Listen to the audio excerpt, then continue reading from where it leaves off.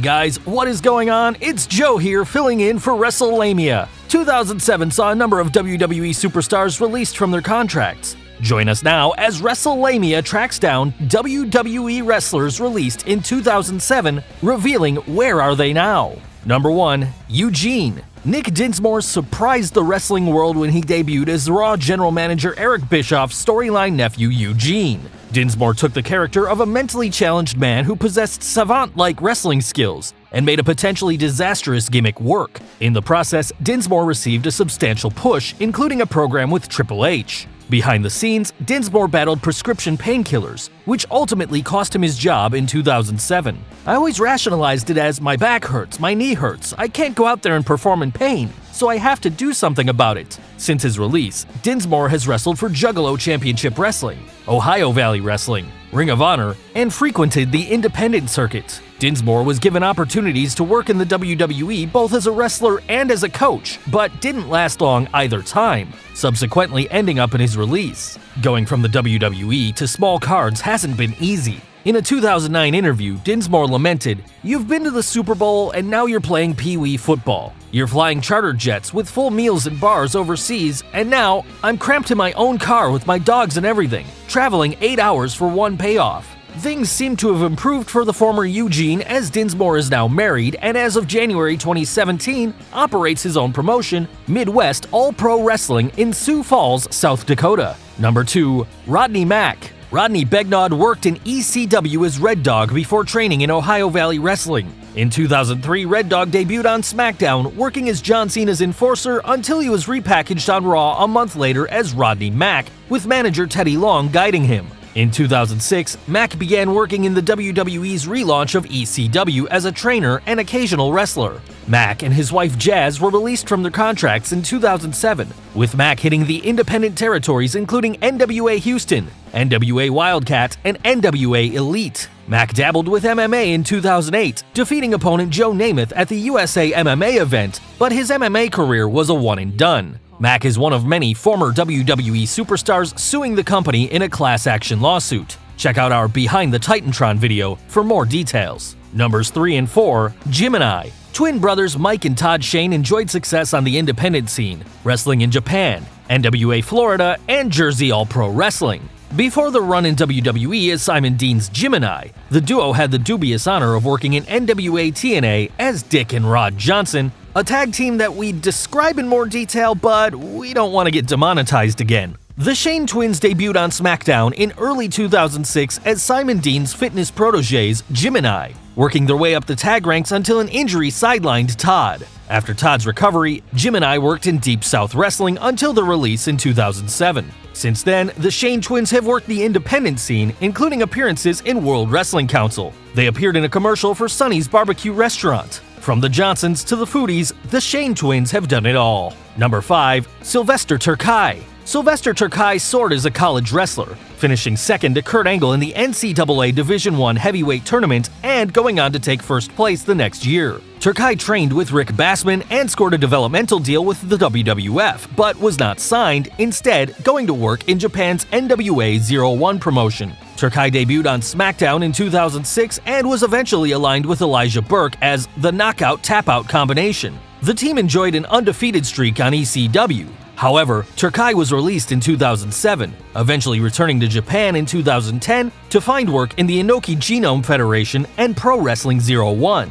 Turkey has competed in MMA, working for the K1 promotion. Turkey has appeared in several roles on television and film, including the 2010 martial arts film True Legend and 2014's Wrestlers vs. Zombies. Number 6. Too Cold Scorpio. Charles Skaggs' incredible aerial maneuvers have kept him in demand since his debut in 1985. Whether he's worked as Too Cold Scorpio, Flash Funk, or any other name, Skaggs found work in New Japan Pro Wrestling, WCW, ECW, the WWF, and Pro Wrestling Noah. In 2006, Scorpio returned to the WWE, working as Flash Funk in the WWE's Deep South Wrestling developmental territory. After his 2007 release, Scorpio worked the independent circuit, working a whole host of promotions. In a 2015 interview, Scorpio was asked about a return to the WWE or induction into the Hall of Fame, responding, "I'm there, without a doubt. Hall of Fame? Shit, who don't want to be in the Hall of Fame?" Who doesn't want to be on a Legends deal? Anybody that's in this business who's ever done anything in this business for themselves or to get other people involved in wrestling because of your skills and talent, I think you deserve to be in the Hall of Fame. However, don't expect either a return or a Hall of Fame induction, as Skaggs joined the class action lawsuit against the WWE in 2016, moving to Vince McMahon's version of The List. Number 7. Jazz. The wife to former WWE superstar Rodney Mac Jazz, aka Caroline Moore Bignod, was known as one of the toughest women in professional wrestling. After a stint in ECW, Jazz debuted at 2001's Survivor Series, winning the WWF Women's Championship just months later on Raw. After her release in 2004, Jazz hit the independent scene before returning to WWE in 2006. Following her and her husband's 2007 release, Jazz traveled to New Jersey to compete in Women's Superstars Uncensored. In 2016, Jazz debuted in Chikara and can still be found on the independent circuit. Jazz joined her husband and the many other wrestlers in the class action lawsuit against the WWE. Number 8. Joey Mercury. Adam Birch proved a quick study in wrestling, a veteran of WCW, ECW, and the WWF by the time he was just 21. While Mercury would find success as Johnny Nitro, aka John Morrison's tag team partner in M&M, his true calling seems to be training other wrestlers. However, getting there required Mercury to deal with the personal demons that had led to his departure in 2007. Mercury worked the Independents and Ring of Honor before returning to WWE in 2010. Mercury worked on-screen and as a trainer, with aspiring wrestlers praising his talents. In a 2014 interview, Seth Rollins praised Mercury. "He's a mastermind when it comes to wrestling psychology, the ins and outs of being in the ring. He loves teaching people how to do things and do them better. He's a talent maximizer. He takes your best assets and makes them better. He takes the things you're terrible at and helps you improve." Although Mercury was released from the WWE in early 2017, he continues to train aspiring wrestlers and recently teamed with John Morrison in All Pro Wrestling. Number 9. Gangrel. David Heath's work as the Vampire Warrior caught the WWF's attention, and after appearances in the WWF and ECW, he debuted as Gangrel in 1998. Gangrel's uncanny look and entrance, along with a hypnotic entrance theme, made him an instant hit during the Attitude Era. Following his release in 2001, Heath could be found in the Indies and made several returns to the WWE. In 2006, rumors began to fly that Gangrel was going to team with Kevin Thorne as a vampire-themed duo on ECW. That didn't happen, however, and Gangrel was released in 2007. Since then, he's continued his wrestling career, but also pursued a film career. Heath signed a deal with New Porn Order to direct 12 adult films. In addition, he's appeared on the silver screen and small screen as well, with an appearance on Cougar Town and a role in the upcoming film Alastor, Rene Dupree. Canadian wrestler Rene Goguen made WWE history when he won the World Tag Team Championship as Rene Dupree, one half of the team La Resistance. He and tag team partner Sylvain Grenier defeated Rob Van Dam and Kane for the belts, making Dupree the youngest title holder in WWE history and the first teenager to win WWE Gold.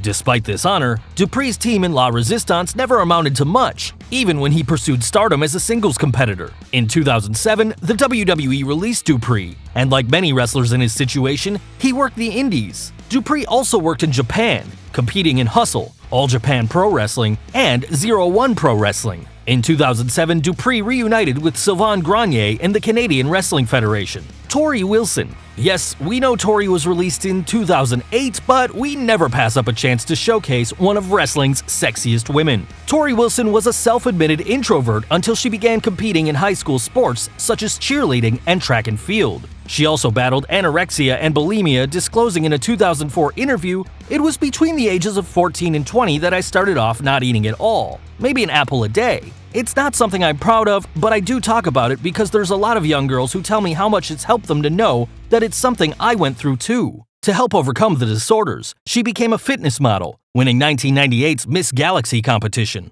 Wilson broke into wrestling working in WCW before the company was bought out by the WWF. Wilson played a role in 2001's Invasion angle, participating in a bra and panties match with Stacy Keibler against Trish Stratus and Lita at July's Invasion pay-per-view. In May 2003, Wilson took fans' libido to new levels when she appeared in Playboy. In 2008, Wilson was released from her contract. Since then, Wilson dated Alex Rodriguez from 2011 to 2015. Wilson currently operates Cory Wilson Fit, a web-based fitness program. Well guys, there you have it, the latest updates on 10 WWE superstars released in 2007 and where they are now. Are there any we forgot? Be sure to leave your comments and subscribe to our channel so you don't miss out on any of WrestleLamia's videos.